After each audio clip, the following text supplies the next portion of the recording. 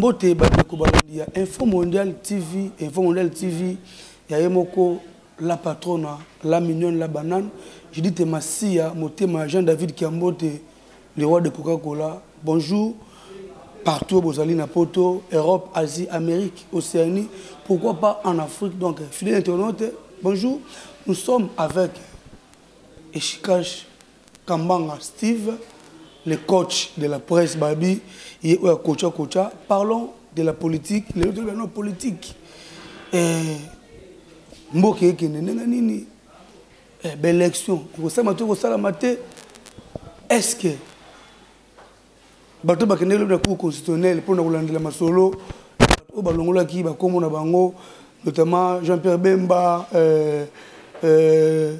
Muzitu Kizenga Badibanga est-ce que basuki boni donc voilà il le ko za bongo boponani o mamba politique de être recto c'est peu ko za na elongo tout nous ko partager moi mokie est-ce que politique en peut opposition ya bango bakumezaka. Ils ont vraiment vrai opposants, tout l'opposition, après les populations. Nous allons en parler avec Steve Kambanga, le coach de la presse congolaise. Donc, quant à moi, je dis merci beaucoup à Edouche Kabouikou, Moana Poto Yasolo. Merci à Odile Odena Sidafa. Merci beaucoup à toi, Banque Mondiale, les exemples à suivre. Jivertin Toya, la Lumaleba. Merci aussi à toi. Merci beaucoup au Steve, de Steve Boni. Kimia nekonangai Obril Dimbisi mingi kasi soki osala ba makambo yo sobriqué ya après moni makambo vraiment ya yo Obril Dimbisi mais Supreme Gogan po ya ngone ngana ebiki yo banga kate mais tape to meninga pro ça tout ça ne mi c'est bon banga ba kanga bino tonde te en fait ba tshela biso ba garde du corps mo boye o bango balandara biso partout. On a biso na obino mo boyebi donc biso ti tozo kola tina nenga na tanga ne habite ke muta anera ko biso ka muta anera mais na Congo gane mais lelo e koma na ngotu bonnement muta ya zo biso ka muta anera non ezo comment ezo l'accès mboko e baby yango na mais ce que ba biso bo to banga raté pourquoi pour na finga mututi bon au cause de la vidéo na ngagnon sur ya émission sur na sala até comme 500 até comme combien au moins la place monter dans film au moins to lo baka vérité parce que sur le bika vérité té au sein no logoté parce que ato bani na liwa au kufara bon au cause ça pas accident de circulation kufi mais lo baka ande vérité pour sauver peuple comme le putain lo ba vérité muto ba kanisa kozo ina tom ozo aider na critique na yo pour a changer vous comprenez donc ya moment na nga mo ngati na banga té tozana biso même ambo esenga moi kimia na place tozala libanda mo makelele na ba osho na banini te to esika mo coffre pour to lo ba mambo bien po moni be émission ro ba émission musique te émission ko ozolo ba moni ka shege mo aleki viena nga yo boye nyoso ya nini musale ya batena ndeko Steve na lingi o mekano ko expliquer sur na mukuse na ajo zanango idée oyo rolana mamba politique yo ba mamba politique. Et bandono nengeni pour commencer à développer politique parce que nous avons tel akayo na mona ko na ba kamiso sanga raté et lekilanga o pour ça no makamususu mais on mi côté na politique oyo e bomisi bate belé oyo peuple lelo ana kanda na bango ibi olipe ko makana na mulongo wana o bandono nengeni pour commencer politique. Merci Supreme lelo mana voix na caméra botala mutuka na mambo sala raté parce que Supreme botale bo moni artiste et comédien mais bah, il y a un grand journaliste au monde. Maintenant, bah, poser la question il y a origine et si gagné vraiment idée politique. Donc merci. C'est une première fois poser la question. En fait, ngai nazu idée ça politique ndeni. Papa n'a pas avocat en même temps officier militaire. Le roi moi on y sonné nga kola. Non non mon papa bisona toji. Na lo ba ngai pe fona za l'avocat. Vous comprenez? Ce qu'on a recollé déjà, et puis, on a qui moi fort, côté français, littérature, au moins, on a moi faible dans la maths moderne, on a preuve par neuf, on a moi faible côté. Et na bandai ko sala bongoti, bandai il faut ça littéraire, il faut ça droit, il faut ça littéraire. Bref, nzamba yo sala ngolu, to poussa na to kola. To si to koli, musée Kabila ayo kufa. Ce qu'avant Moussa Koufa, on a un livre na Kabila, les soldats du peuple. Natangi Kabila, les soldats du peuple, et ben non raconter vie bien que soit muta comme mon compte des fois vie muso alimentaire a étalé aka ko boya publication, il y a ba livre on a ba to ba yebikin na ba 2000. Kabila les soldats du peuple étaient camarades en 9-2000. Si on comprend dans le livre wana tant babomi Lumumba Kabila Laurent Désiré était étudiant. Tant à Zonia Betel maman Nelly Solo abi maman on m'a appris que Lumumba est assassiné. Maman Nabi oui. Mais sache-le qu'un jour moi je serai un Lumumba. Vous comprenez? Donc Mouzé avait prédit qu'il sera héros. Il y a un peu mon héros comme héros. Ce qu'on a ce qu'on Mouza Koufi. Le roi n'attend siko Kabila les soldats du peuple. Na ebi sape maman abiso un jour moi je serai un Kabila. Maman kuta silika abi kasi Kabila lo ba ko monte pe babomi edo yo poza na ide baboma yo. Oh ngata na ndolo ba que je serai un Kabila ezaki te po baboma ngai. Ezaki ke nazala vrai nationaliste. Vous comprenez? Na sala makambo oyo bango basala ki ba Lumumba ba Kabila, ce sont des gens qui se sont bâtis pour le bien-être du peuple congolais. Donc, idée dans la politique arabongo. Si on a un troisième littéraire, quatrième, na yo mona César, Gilles César, Azaki Moutoumouboui, abandaki na politique, mais akeko ça non lettre. Akeno ko ça lettre après yo zonga na politique. Na yo mona Cicéron, a na vision politique, ma bani na droit. Tinga na bi bon, ça va comme tel est le cas, au lieu na ça la droit, na bani na journalisme. Né na kei fasik tant on a eu diplôme dans 2005 na kei fasik na sali mam na ifasik na silisi na bani journalisme est-ce que politique ezo kotaka et puis yo yebi ngata na bani média pour dire la vérité na bana la musique pour ça on a ya jeune au monde ba journaliste la musique bazo régner biso binyo comme na vague wana mais après ba hôtel nga ba bisanga yo ozana maramumu esenga trop politique et na ko réintégrer rédaction na stage ya L2 en 2009 et 2010 plutôt bah yo comprendre que ezaki siko normal na tika na rédaction na ba nous mélanger rédaction na ba musique tout ça ambition politique et matinée sous makasi na s'engager siko na politique or na kotaka déjà politique na 2006 comme étudiant déjà na comment partisan na soutenir Jean-Pierre Bemba avant l'élection. Vous comprenez? J'ai soutenu Jean-Pierre Bemba parce que j'étais convaincu dans le programme. Tant que nous avons la politique, nous avons comprendre le courant politique. Nous sommes libéral. Nous avons un courant libéral. Nous avons dit que dans le Congo, nous ne pas libéral Jean-Pierre Bemba. C'est comme ça que j'avais adhéré dans la politique. Mais nous avons un membre actif, nous avons plus analyste politique. Tant nous avons un peu droit. C'est comme ça que nous avons poste politique et ça là, si le l'honnête aux alaka. Voilà, Ndeko Steve Kambanga, merci. J'espère que vous allez comprendre pourquoi nous sommes au commun de la politique. Mais la question est simple, mais la ligne est claire. Et là, on est tant que notre opposition au reproche à pouvoir. Et ça, irréalisme, il y a projet, à société, et ça, mauvaise gouvernance. Au régime actuel, bakoke ko sala mie mais loko ezobo mabango ezablo mibale irréalisme il y a projet de société na démagogie vous comprenez au moment na lelo président de la République na 2006 à lobby à sa membre 5 chantiers école les alofélé ce qui est plus grave moi pas les cas lobby pe na discours qui école primaire à refélé mais ce qu'on évite école primaire à refélé na RDC il y a planète Jupiter to il y a planète Mars. Pour biso to la RDC to ebi même na l'école Lodja et dans Kassavu bébé ya l'état mais ba ba foot ba frais scolaire ya primaire ce que tant yobi kezo ofela ngo ya wapi ozomona c'est ça irréalisme na 2011 babi révolution de la modernité bala kisi biso TGV na ba panneau ozomona TGV ya neni bo sai no ata libula métro te mais bo komi de na TGV ozomona batie RDC horizon 2030 RDC les Chine RDC les États-Unis mais tous à sérieux na ba fondement ni moi blo on a reproché na bango ba kokisa makambo balobate et puis le président de la République je sais que vous allez me suivre. Vous devrez être mieux entouré. Vous voyez les Mobutistes qui vous entourent. Ce sont eux qui ont dit à Mobutu que Kabila ne fera rien. Kinke Moulumba loba so Kabila koti ba okate loboko. Kabila kota le logo loba Kabila désir. Vous comprenez? Ce sont les gens qui entourent. Neko papa excellence Lambert Mende azaka rapporteur à la conférence nationale souveraine. Pona bato ba ebité. Yem tazaka rapporteur à CNS. Mais Lélo, il s'est fait trop kabiliste. Et puis les mal que les Congolais, dans la culture, il y a que ça la politique, car on a des intérêts personnels. Au moins, qui est mécontent, il s'est dit être opposant.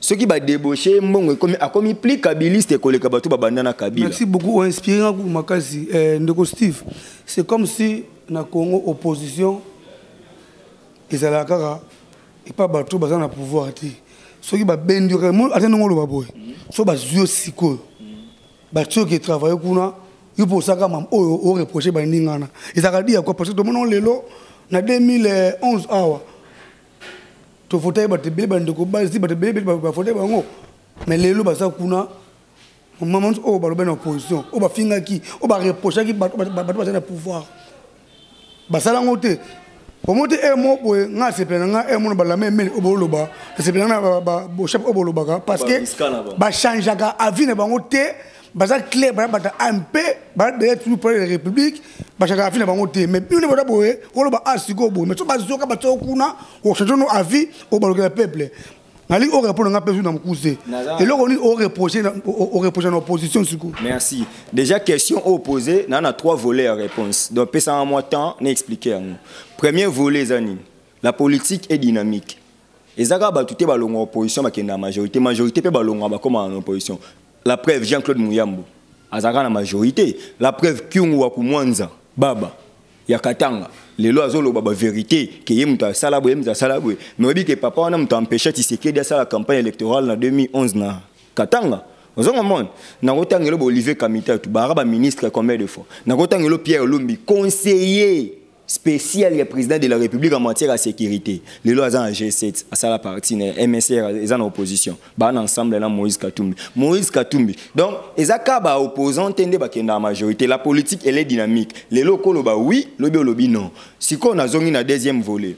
Et là, ils ont que les opposants va changer la vie. Congo to sa politique yanzala. C'est le pays où que sur l'union vie, il faut sa politique. Alors que l'Ibanda, bah ça la politique pour la mbongote, bah ça la politique pour la ambition. Oh bah si c'est on va bien pas terre patriae. Donc il faut perdre la patrie. On a souci à mboka. Monde n'a pas tout bah ça la politique. C'est ça. N'a pas tout ébi salaire il y a président de la République, mais na Congo ébi salaire na Congo awa ministre Alixio mais tout le monde n'a pas porté sous ministre tant on a Peugeot moya simple à normal vous comprendre c'est le luxe nezo sala ki bat base à la bongo omoneti ba kulutu na ngande ko Basile avec beaucoup de respect le vice-ministre kulutu na ngale lo ba place tout na kita descente bat ba lo bara kombo na ma be kulutu oza mutu moko yo il faut ça omission moni yo démissionner ko postuler té soko so postuler qui en tout cas yo moko tika candidature wana parce que non y baté discours nini o memela bato ozo comprendre muto yo lelo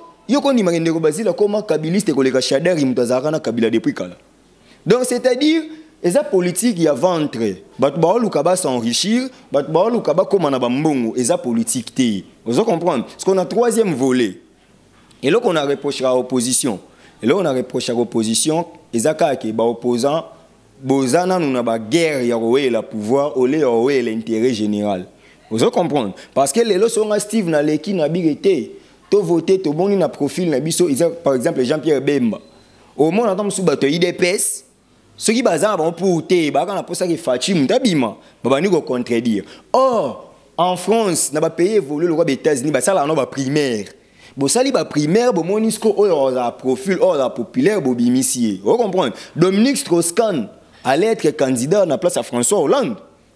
Mais tant que Maramuna Yewana va créer la Kayewana, moi si tout ça, François Hollande a bimaka. Yo va socialiste, va être le roi François Hollande a bimisi to boy to leka Dominique Strauss-Kahn. Vous comprenez? C'est ce qui tue le Congo. Donc opposition des fois, nous tenions dans la guerre à pouvoir. Mais problème il y a makasi a wezani. Congo politique na biso evani na tribalisme, evani na népotisme, evani na clientélisme. Et les ababiloko ekoki jamais ko faire avancer la politique. Vous comprenez? Mais constamment on na osala ndeko Steve. C'est comme si opposition ndé bozana ba mbuyema makasi ya peuple parce que yo mo trop bien ah. Pour la République alabaki a rotate un d'abord on a toujours question ya bien lobby tobika o mabe. C'était est-ce que n'enga c'était oui tu n'enga qui question on a tes ana répondre na tuna ki yo eloko nini zela omoni eloko na lingi na aider batu président de la République ceux qui a postulé été eza pour mutema malamu na été parce que ceux qui pour mutema malamu na été ceux qui pour mutema malamu na alingaki a sa élection en 2016 président de la République na lo bango devant la caméra président Joseph Kabila a postulé et ça pour nous monter malamu na été la preuve en est on a bloqué processus électoral pour boye bango que président de la République a tient la volonté na été a tient mon ndenge pression ya peuple congolais ndenge izolela butu mo ezoloba ko se présenter te boy na ba pression extérieure. La politique c'est la diplomatie. Moi j'ai fait le droit public international. Charles de Gaulle aloba, entre les États il n'y a pas l'amitié, il y a que les intérêts. Vous comprenez? Il s'est senti coincé, batalicier ben inconvénient mamozo Luka. Vous comprenez? Parce qu'il n'avait pas la volonté. Il y a en 2016, na minute moi j'étais informé que na minute au Sénat dans mon organisé l'élection. Alors qu'il y a beaucoup qui est d'extérieur, qui est capable, nous sommes souverains, nous devons faire nos choses entre nous. Ce n'est pas la volonté. Ce qui attire, est-ce que qu'on respecte la Constitution, c'est comme ma volonté? Bisoyon tolobaka nous moni OSC comment where ba Holland script manets donc izani les paroles les paroles s'envolent mais les écrits restent et la loi mère de la République démocratique du Congo c'est la Constitution du 18 février 2006 telle que modifiée en 2011. La Constitution dit ceci: le président de la République est élu une fois, renouvelable une seule fois. Vous comprenez? Deux fois. Après, lorsqu'on parle de valeurs, vous aurez des exemples à Maya. Pourquoi tu as des exemples aux États-Unis? Yo bando botamando zana ajo zana ngoboy. Hein? Yo ce moment aux États-Unis président moi glissé à 2 semaines. Non. Ezani. Oyebi ke ngana yebi ngana botami Jimmy Carter as président. Jimmy Carter, Donald Reagan, Bill Clinton, George Bush, George Bush Jr., Obama, John Kennedy, tout ça, vous comprenez? Une alternance aux États-Unis.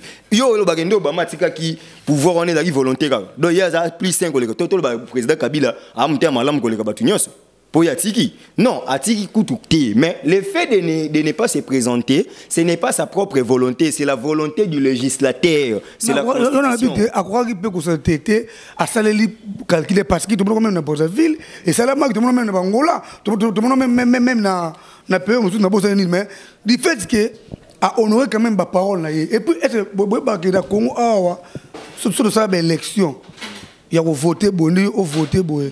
C'est pour la Kabila parce que tout ça, papa, tout ça, on a beaucoup de élection. On va permettre un téléphone tout en la Constitution.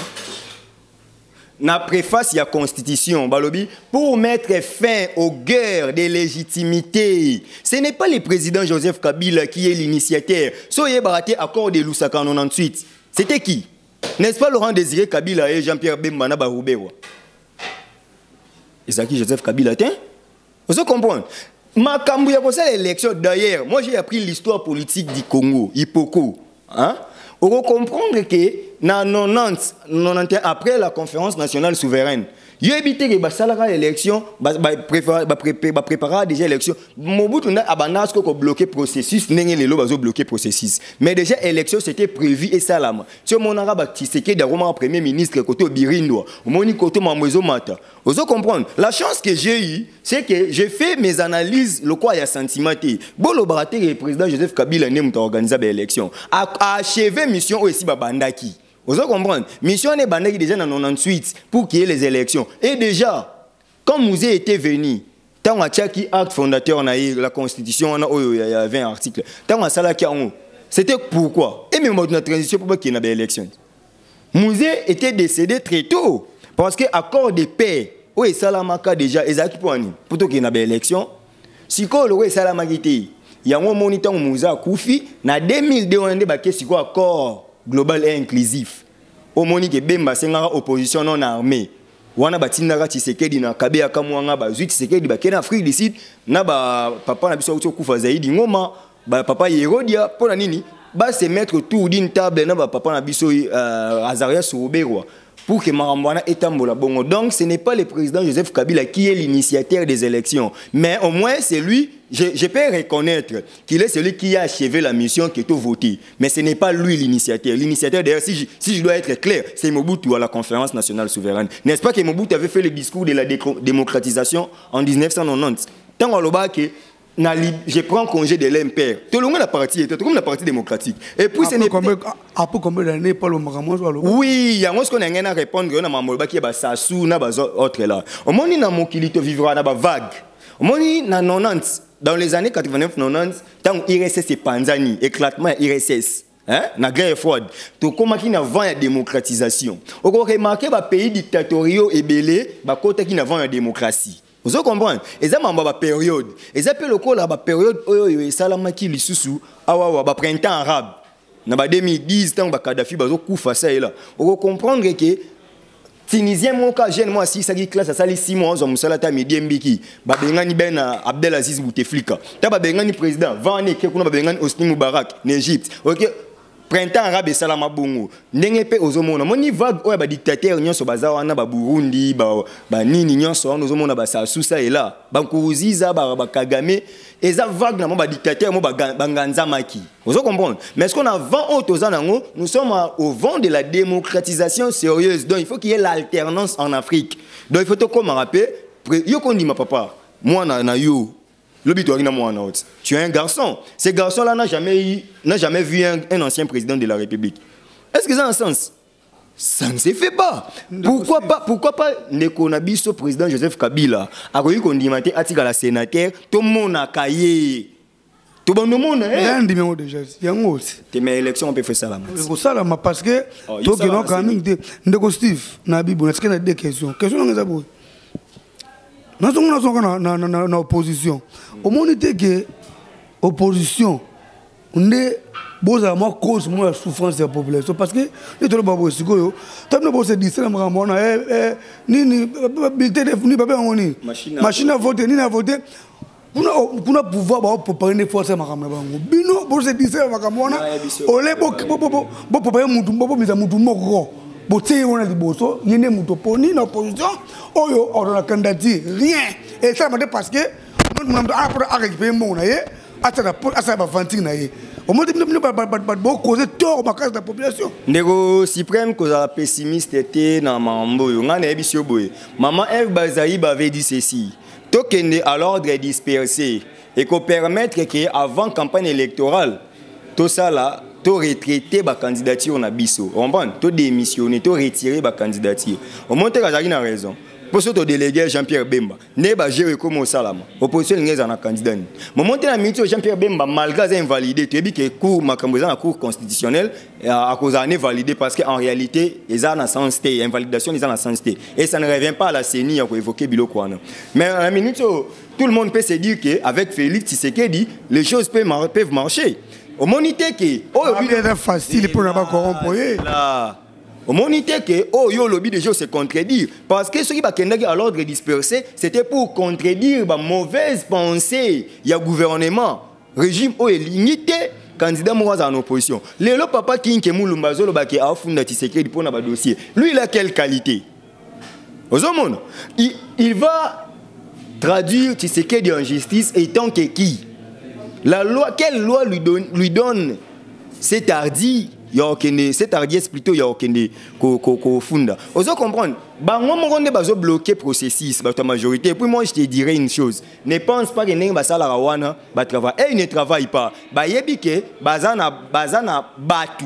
Donc, bazana na candidat na bango déjà ici, bima, pour un Corneille Inanga, a la volonté à pouvoir. Le corps a sa volonté à pouvoir. Et ça que je suis le seul opposant au téléma, à Oloba, même machine à voter, même bulletin de vote, n'y se fait long. Donc pour moi, il faut qu'il y ait le départ. Il y a CENI Oyo. Vous comprenez? Écoute mon frère, pourquoi j'ai dit ça? Au moins la minute au Kenya, tout ça en mois. Fin août. À septembre, il nous reste combien de mois pour qu'il y ait les élections? Septembre, octobre, novembre. Ce que vous voyez, c'est déjà dans minute on est aux aboués. Bon, il y a signé Farage aura 30 millions par mois. Azo angoté. On a beau le bélangoté. Ce qu'on est à 60 millions au lieu de 180 millions. Alors ça, l'élection est un miracle. Mais bon, on a une machine à voter et mon ana. Vous comprenez, librement, on peut vivre dans. C'est ni. Et les gens réclamer un paiement. Mais c'est ni ils sont capables de faire la conférence qu'on est dans le OIF pour aider. Il y a des cartes de l'empreinte digitale. Est-ce que vous bien? Bimi sa carte d'électeur non psycho total. Ta carte n'a pas des empreintes digitales. Parce que vous y habitez mais aux autres ils ont condamné l'opposition. oyebi ki ba uta ko sala audition awa na bato OIF que il y a 10 millions d'électeurs au bazaba fictif. Mais c'est toi et moi on a Kinshasa ba tibelé bazwa ba carte ezakana eza électoral te. Eza ba GO da ba sala ka pona ko bloquer. Yo lobby le président atiki na volonté ne. Yebiti na 2015 ba ki na mamba ONIP identification de la population. Yebiti ba ki na mamba ba zaki na volonté ka ba même élection musika. Vous comprenez, ce n'est pas l'opposition, c'est le pouvoir en place qui ne veut pas organiser les élections. Ce pouvoir n'a pas un discours devant le peuple congolais. Yo vraiment tous à clair, mon cher confrère. Tovandi Mabouye, notre président de la République, Joseph Kabila, aïe à ça la chader et propagande. Tout chader à qui a ça propagande. Aïe ça va tout discours ni. Il a été ministre de l'Intérieur, bah koufa combien de fois na Congo. Yébi mamba fausse commune, sous baboshabt. Hein? Yebi mambuya bakamwena sampu suba ba rimova so bango moko bazawana bakufi plus de 6 millions omoni Rwanda ti bagangara génocide rwandais wana eza combien 6 millions mais est-ce qu'il y a RDC plus de 10 millions yo so ka balobelango tanga boma ba mama biso na Brazza oh yo mona ba image te ndenge ndenga zo batoko benga na bakulu na wana bazairwa tanga zo boma bango yo so mona bafunda bango. Lorsqu'on a un papa qui ne dit rien lorsqu'on fait souffrir les enfants c'est dangereux pour la famille. Affaire au moins ce que tu as normalement mis sa révélation au moins mais tout le bagacite affaire la majorité n'a pas un discours devant le peuple congolais. Nous avons un discours parce que moi j'ai un discours mais j'ai dit na bon merci pe parce que question n'a répondu à yoté yo kanisi o man na balit on na bandi. Si tu connais ma contact, jamais je ne trahirai mon pays. Adi Boudjamabe. Bokenda qui lobby na cour constitutionnel pour na recours beaucoup qui ningi ba invalidé qui Jean-Pierre Bemba, Adolphe Mozitu qui zenga. Mais papa, il y a un moment que Bokenda me besoin de nous sans suite. La loi électorale est prévoir recours. Oh, yo tanga université, nga yebioti. Yebite na université so résultat bimi, so zana ba vide. Il faut recours à recours. Toi boké ici recours 48 heures. So boko ti recours après bozeli ba professeur wana ba remplir ba tala ba kana yo. So ko sala ki DTP, au sala ki interro, au sala ki examen, batali oh e bonne na mena vide. Bazongi seli ba point note. Voilà. Na loi électorale, ezaka ceux qui ba invalider bango. Bah ça la recours même dans l'élection sur 8 bah ça la recours bah saisir ça recours constitutionnel mon MLC salagi lobby bon bateau nous soit invalidé bah ça là qui est légal et là qui sinine il faut que Nesco na cour constitutionnel netika ya bemba l'article 129 du code pénal congolais définit la subornation des témoins. La subornation des témoins n'est pas une corruption. La corruption aussi également, elle est définie dans le code pénal congolais. C'est différent. La subornation des témoins, c'est l'entrave à l'administration de la justice. Est-ce que, ce qui te vend awa, une mission, a dérangé une mission, est-ce que corrompre biso? Mais déranger l'administration de la justice, c'est comparable à quoi? À la corruption. Et ce n'est pas à la CENI. La CENI n'est pas compétente de juger les candidatures. Elle doit constater. Ozo comprendre ba yebi mission na bangote. Sko et puis ba yebi me wasa ngona nko. Sko CENI nenga sali mamwana. Bemba akeko sa recours. Yo kondima mutu lokwa candidat Shadari. Candidat Shadari tout le monde a ba image. Ba photo ezali akei kotika candidature na ye mutu asimba dossier na ye directeur de cabinet ya président de la République maître Némi Mwilanya maître Némi Mwilanya asimbi dossier na ayeba na ba province na ba village d'origine ya Shadari par quelle magie et puis na Shadari asimba formulaire te si ba pesa yango corneille nango skoto ebisangai Némi Mwilanya avec quel mandat? Parce que je t'informe aujourd'hui. Est-ce que vous dites que liste ya ba candidat nyonso ya PPRD fait quoi? Shadari est membre du quoi? Du PPRD. Ah secrétaire permanent du PPRD sans nomination. Ce que vous voyez que le 15 juin, il y a année où ba réviser qui statut na bango, ba notarié yango. Na statut wana ba lobi boye. Ba ko sala congrès à parti. Na congrès à parti ba ko élire président national. Parce que c'est un président national. Parce que Joseph Kabila, étant président de la République, il ne peut pas être membre d'un parti politique. Parce qu'il est président de tous les Congolais. Vous comprenez? C'est comme le président de la PPRD et c'est le quoi Mobutu na MPR. Vous comprenez? Moi, PPRD comme un parti État. Le quoi dans la démocratie, il doit être camarade. Moi, je suis camarade de Joseph Kabila dans la PPRD. Donc, c'est-à-dire, à sa autorité morale. Bon, il y a des affinités entre lui et le PPRD, mais il ne peut pas être membre effectif. Pourquoi? Parce qu'il est président de la République. Vous comprenez? Il est autorité morale. Le PPRD était dirigé au secrétaire général. Kamere, Nebazalaka, Bocha, Lelo et comment nani. Non, c'est hyper important. Si vous avez une candidature, il y a Shader Riboche Néhémie signé. Néhémie avec quel mandat? Alors que le Congrès est salamate, le Congrès Fariba Bemisa président national, président a nommé secrétaire permanent, na vice-président. Le Congrès salamate. Si vous avez Shader secrétaire permanent. Lorsqu'on l'appelle secrétaire permanent, qui l'a nommé? Parce que Joseph Kabila est illégal. Parce que Joseph Kabila ne peut pas nommer au sein du PPRD étant autorité morale, étant président de la République. Donc en réalité, la liste des candidats sur le PPRD, il faut quoi? Parce que Moutou a signé qui a un Shader, a un mandat. Élection et salamate, bureau politique et siège. Tu peux pas comme ça y est, nani secrétaire permanent. Wana non balobeli a monté cour, nani seni akipa monté. Bozu candidature ya kizenga bolongo lo pona lugi mutangene ko signer. Alors que ya Shader mutasigner on emi. Au moins il ba imperfection o ezana seni. Si quoi faut pas même ngo na cour constitutionnelle. Moi j'ai fait les droits publics internationaux dans le Bakawana, je suis constitutionnaliste. Moniteur bossa la contrôle a priori ou a posteriori. Il y a constitution, il faut voir tous ces éléments. Si on a minute aux années. Si Jean-Pierre Bemba, le MLC, n'a pas de saisir cours constitutionnel, c'est pour leur montrer que Seni a commis des grosses erreurs, des graves gaffes. Donc des gaffes, tu éviter de expliquer en dengeni. Vous comprenez? Comment Bino Bokozo Likam et puis Likamba Bemba pour ça que saisir cours constitutionnel. Au moment de la justice, ceux qui vont condamner au bril, vont condamner suprême au interjeté appel ça sera 10 jours avant qu'il y ait la force de la chose jugée. Ce que ça lit recours wana, Bobandi appel, c'est que le jugement au ba condamné qui wana est tombé. Vous comprenez? Dans la minute où Jean-Pierre Bemba n'est pas condamné parce que déjà il est acquitté dans l'affaire principale au Assali Lagi 10 ans. Voilà non baebi que bakanga été. Ce qu'on va faire à la subornation des témoins. La subornation des témoins est en cours. Ce que bino condamné nen. Alors que la jurisprudence est une source de droit. Chibala outa prison à Sengara bima pona mis sous le lot Chibala premier ministre.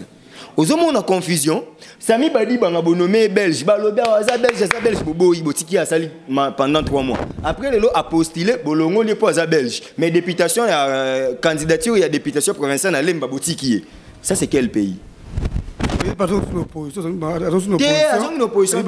Nazo expliquer des nazo expliquer ba fait tout n'est pas na reproche na majorité nazo ko expliquer ba erreur ba faute ils ont des erreurs ba faute aux majorités au sala un belge au ba bino qui le belge boboyi botigi a travailler tant a postulé bolongo lié mais botigi candidat ressources aux hommes c'est de l'utopie. Toyesko yango monique cour constitutionnelle, mais père de la cour constitutionnelle, vous nous avez enseigné les droits. Soyez juriste. Un message merci. En droit, on dit ceci. Lorsque la politique se mêle en droit, les droits perdent ses valeurs. S'il vous plaît, mes chers aînés, mes chers constitutionnalistes, ne soyez pas politisés. Montesquieu a fait la séparation des pouvoirs pour qu'il n'y ait pas des injonctions aux chefs des travailleurs. Si les pouvoirs judiciaires existent, c'est parce que l'exécutif doit travailler, le législatif doit travailler et les cours et tribunaux doivent travailler. En tout cas, soyez justes. Validez les candidatures validables. Vous êtes juriste. Le droit est né pour mettre fin au conflit au sein de la société.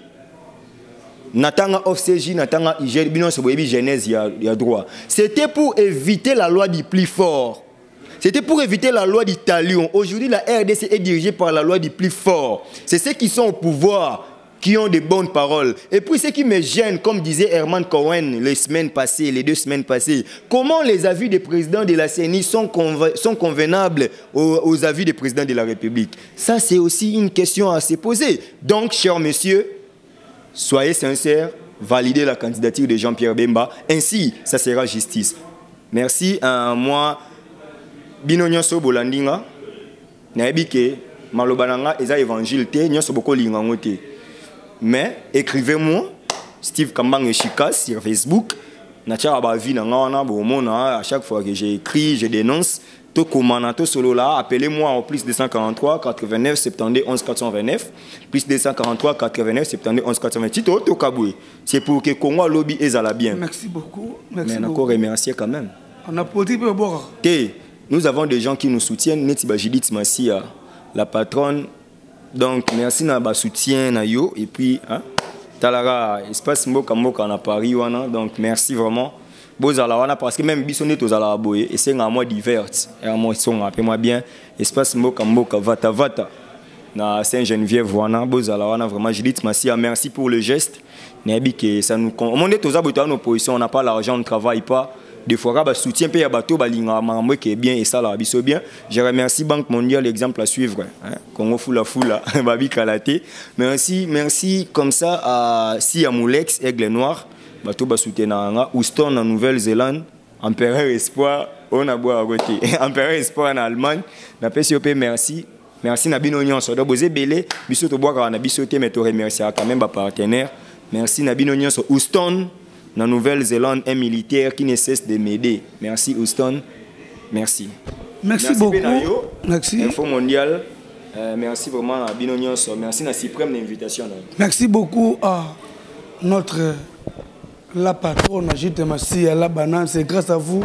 que tout ça comme ça là. Et ça qui bon abino de Steve Kambanga et Chikache, les coachs de la presse congolaise, au lobby était ma propos technique araillé parce que à ça lit ya Moussa naye. Donc voilà, c'est le travail qui compte. Il y a un moment tout bien qui pour te dire que sur le côté naye tout ça va analyser ma langue.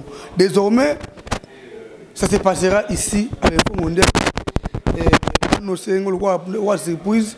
Et on nous présente nous rubrique autour de l'élo, il y a politique, tout ça la analyse politique, il y a aussi parce qu'à finité c'est analyse politique qui donc à ça le quoi invité moi ça le quoi moi ndaku permanent au ça ne pas analyse oyo to bien ndoko songolo parce que nous allons c'est pas pour vous tous les députés va poser candidature na bango tout na bango pourquoi baza candidature na bango parce que au bataille de 2011 2006 parce que là, on a longaté, on a conseil à Kofi Olomide, on a conseil à Wilson.